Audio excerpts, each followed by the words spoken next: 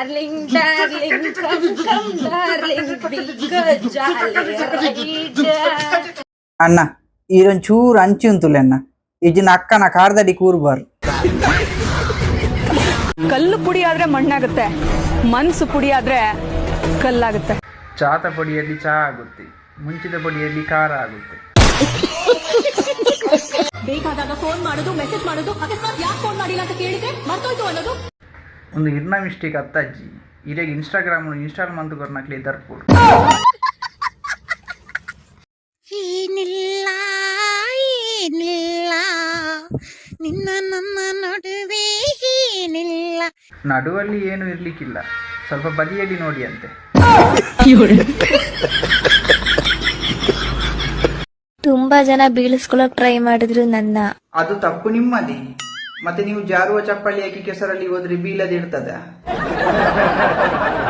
ಜಾಗ್ರತೆ ಮಾಡಿ ನಡಿಬೇಕು. ಮತ್ತೆ ನೀವು ನಡೆಯುವಾಗ ನಿಮ್ಮ ಎದುರುಗಡೆ ಯಾರಾದ್ರೂ ಹೋಗ್ತಾ ಇದ್ರೆ ಅವರ 2.5 ಫೀಟ್ ಹಿಂದೆಯಲ್ಲಿ ನೀವು ಹೋಗ್ಬೇಕು. ಆಗ ನಿಮ್ಮನ್ನು ಅವರಿಗೆ ಬೀಳಿಸ್ಲಿಕ್ಕೆ ಆಗುದಿಲ್ಲ. ಆದ್ರೆ ಈ ಹಾಟ್ನ ಕದ್ದಿರೋ ಕಳ್ಳ ನೀನೊಬ್ನೇ ಚಿನ್ನ. ನೋಡಿ, ಅಮಾಯಕನ ಮೇಲೆ ನೀವು ಈ ತರ ಅಪವಾದ ಹಾಕಿದ್ರೆ ನಮಗೆ ಬೆಚ್ಚ ಆಗ್ತದೆ. ಕದಿಯುವುದ? ನಾವು ಶಾಲೆಯಲ್ಲಿರುವಾಗ ಪೆನ್ಸಿಲ್ ರಬ್ಬರ್ ಕೂಡ ಕದಿಲಿಲ್ಲ. ಇರಿ ನೀವು ವ್ಯವಸ್ಥೆ ಮಾಡುವ. ನೋಡಿ ಗೆಳೆಯರೇ, ಪಾಪ ಈಗ ಅವರಲ್ಲಿ ಆರ್ಟ್ ಇಲ್ಲ, ಅವರ ಆರ್ಟ್ ಅನ್ನು ಯಾರು ಕದಿದ್ದಾರೆ. ಈಗ ಅವರು ಜೀವದಲ್ಲಿರುವುದು ಜಠರ, ಅನ್ನನಾಳ ಮತ್ತು 1.5 ಕಿಡ್ನಿಯಲ್ಲಿ. ಯಾರಾದ್ರೂ ಅವರ ಆರ್ಟ್ ಅನ್ನು ಕದ್ದಿದ್ದರೆ ಅವರಿಗೆ ಬೇಗ ಕೊಡಿ ಆಯ್ತಾ. ನಿಮಗೆ ಅವರ ಆರ್ಟ್ ಅನ್ನು ಒಮ್ಮೆಲೆ ಕೊಡ್ಲಿಕ್ಕೆ ಕಷ್ಟ ಆಗುದಾದ್ರೆ ವಾರ ವಾರ ತುಂಡು ತುಂಡಾದ್ರೂ ಕಳಿಸಿ.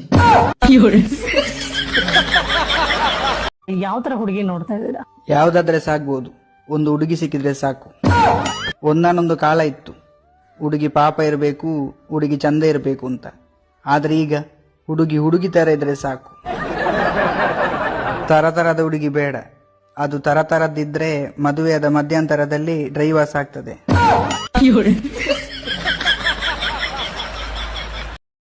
ಸರ್ ನಮಸ್ತೆ.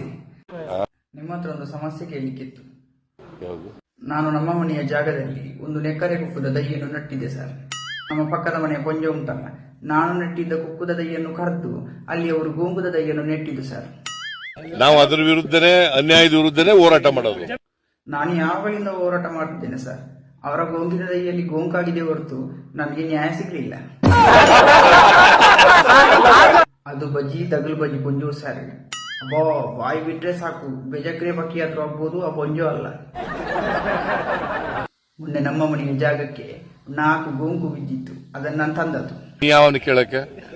ನಮ್ಮ ಅಜ್ಜ ಇದ್ದಾರಲ್ವ, ಅವರಿಗೆ ಗಂಟು ಬೇನೆ ಸರ್. ಸತ್ತ ನಡಲಿಕ್ಕೆ ಆಗುದಿಲ್ಲ. ಅದಕ್ಕೆ ಈ ಗೋಂಕಿನಿಂದ ರಸ ತೆಗೆದು ಕೊಟ್ಟೆ. ಈಗ ನಡೆಯುವುದಿರಲಿ. ಮೊನ್ನೆ ಒಂದು ಮದ್ರಂಗಿಯಲ್ಲಿ ಸುರುವಿನಿಂದ ಲಾಸ್ಟ್ ತನಕ ಅವರದ್ದೇ ಕೊಲ್ಪು ಡ್ಯಾನ್ಸ್.